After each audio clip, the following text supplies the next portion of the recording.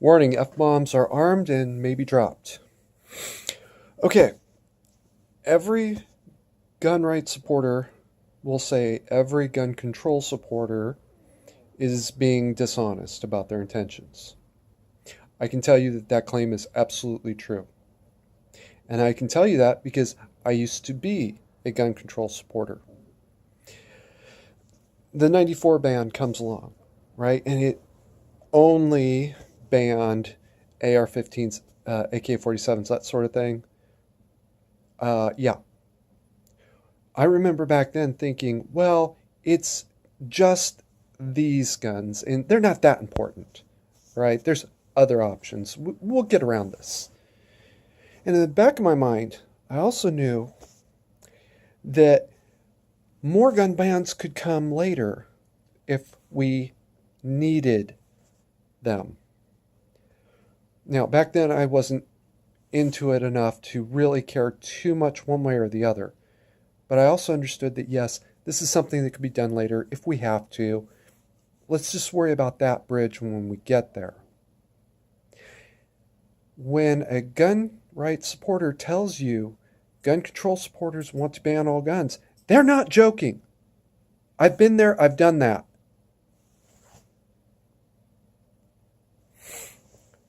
When a gun rights supporter tells you that a gun ban supporter is being dishonest with numbers, yeah, that's also true.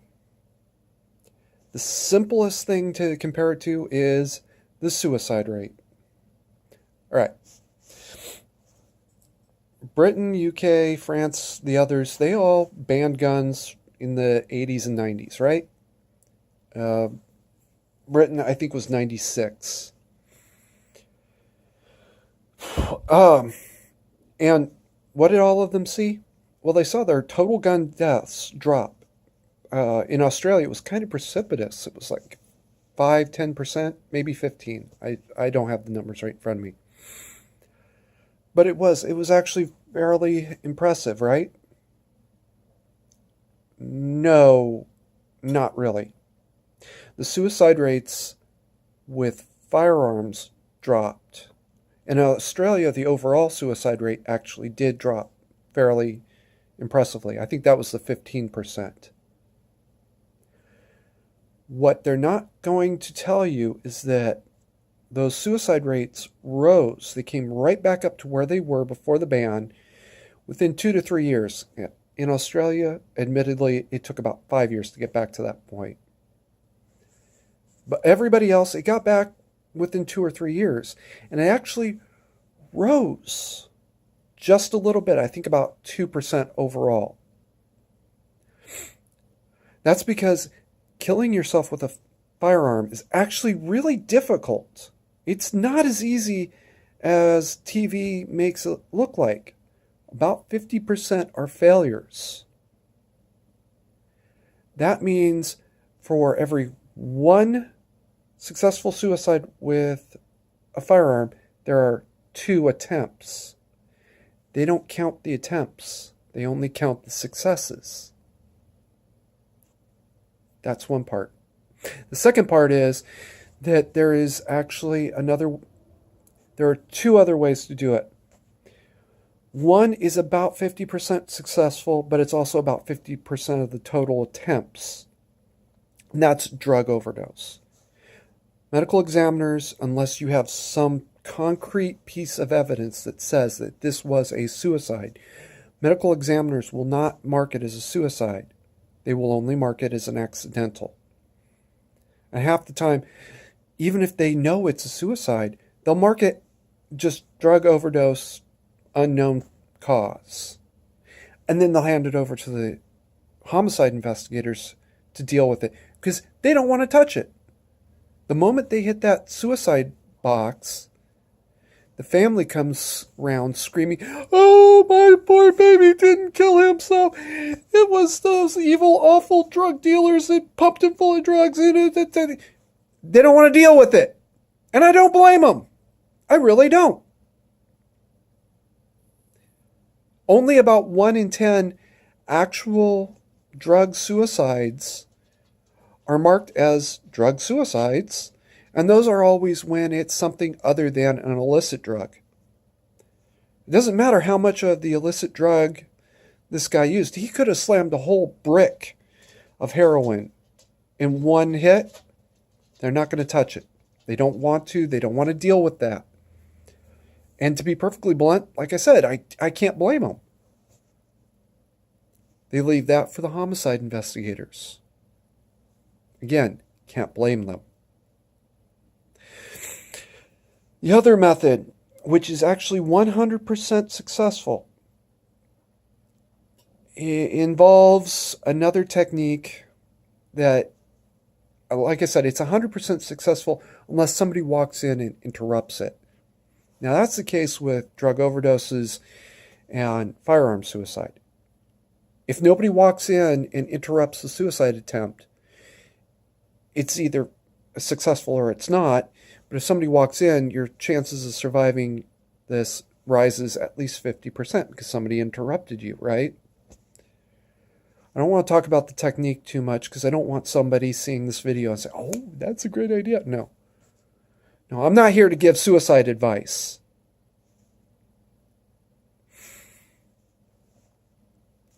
That's what they're not telling you.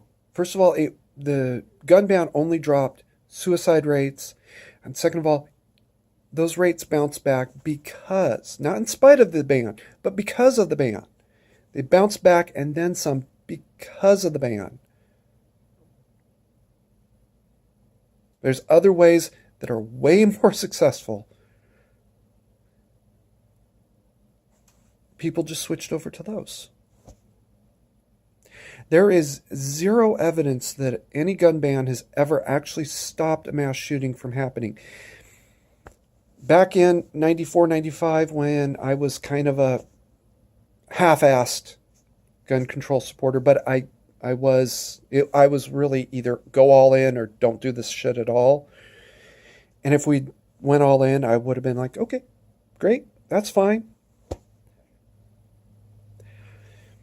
So that was around 94, 95. I got the first real strong hint of how stupid that was in 99.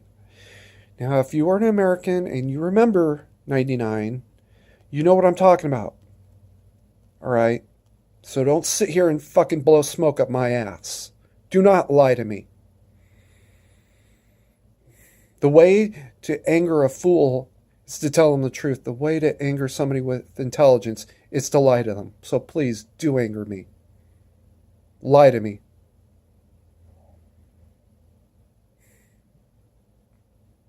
Okay. Sometimes I do get a little upset. And I don't like it when people lie to me. And people will lie to me about this subject each and every fucking time. 99 is when we got that first big hint. It didn't work. It will never work. Now, ironically enough, in 95, we had got another hint that it would never work. This was Bill Clinton touring a laser tooling or manufacturing facility.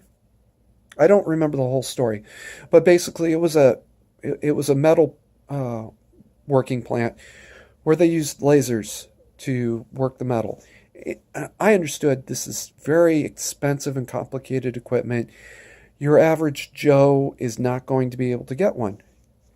Flash forward, not even 5 years, and that cost has come way, way down. Here we are, almost 20 years, over 20 years later. I do know that you can get this basic equipment at a Harbor Freight, not Harbor Great.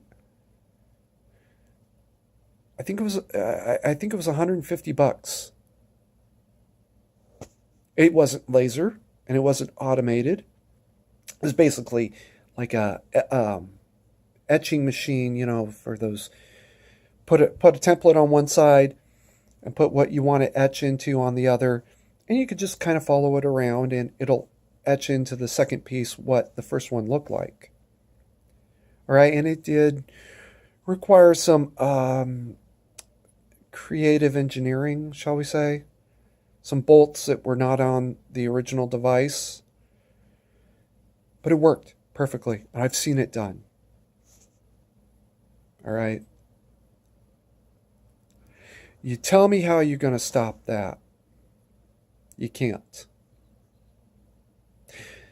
What is it? $2,500 you can get a proper milling machine, computer milling machine, apparently. I haven't priced those in a while. Maybe that was um, the hand operated one. $2,500, and you can make anything you want. You just have to know how.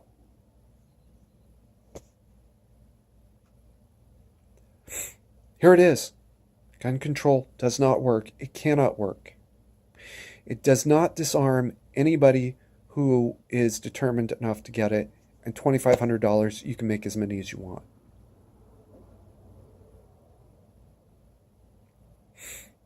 The hard part is making the barrels. I can tell you that the barrels can be made. Well, one guy did it for less than $200. Actually, I think it was less than $100, but I'll go back and check it out again. And that was, más o menos quality. If he doubled that amount, he could have made perfect barrels, right down to those so-called impossible pieces, those impossible parts. $1,000? With $1,000, you can literally make anything you want, down to the plastic pieces. I can tell you right now that I could cough up. I could get $5,000 to set up a shop if I really wanted to. I would have to kind of phase it in over time. I know somebody who did it for, I don't know how much. I think it was 15,000, but all of his equipment's automated, right? You plug in what you want, and you don't have to know what you're doing. You don't have to have a clue about what you're doing. You just have to have the right code. So, learn to code. Now, this is a special message, really, for a few of the anti-gun media outlets. You don't know what you're talking about. You're lying through your teeth. It's one or the other. Now, if you suck at your job, learn to code or whatever. Learn how to make guns. Because you're clearly as competent as journalists as you would be as gun makers. Maybe you should try gun making. Might be better at that. And right at the top of that list, I'm throwing Vox under that bus. You have done it before. You do know how much bullshit there is to what you say. And don't try lying to me, because I used to be you. Remember? So until you can figure out how to make it work, keep calm and mandatory carry on.